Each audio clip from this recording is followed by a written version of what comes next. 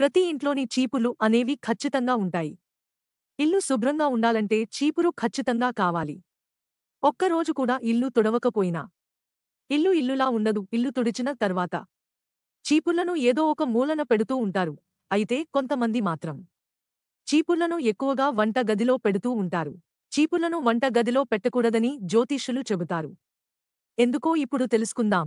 వంటింట్లో చీపురు పెట్టడం వల్ల ఇంట్లో నెగెటివ్ ఎనర్జీ పెరుగుతుంది.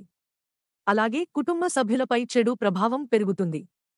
దీని కారణంగా కుటుంబంలో కలహాలు అనేవి పెరుగుతాయి.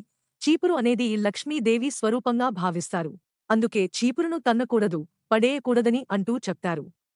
కాబట్టి చీపురును ఎక్కడ పడితే అక్కడ పెట్టకూడదని నిపుణులు అంటున్నారా? దీనివల్ల మీ ఇంటి ఆనందం, శ్రేయస్సు అనేవి తగ్గుతాయి. అలాగే సైన్స్ ప్రకారం చీపురును వంటింట్లో పెట్టడం వల్ల బ్యాక్టీరియా పెరిగే అవకాశం కూడా ఉంది.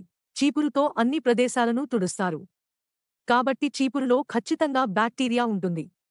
వంటదిలో ఉంచడం వల్ల బ్యాక్టీరియా ఆహారాలపైకి వెళ్లే అవకాశాలు ఉన్నాయి. కాగా చీపురును దక్షిణ లేదా పడమర దిక్కుల్లో ఉంచడాన్ని శుభప్రదంగా భావిస్తారు.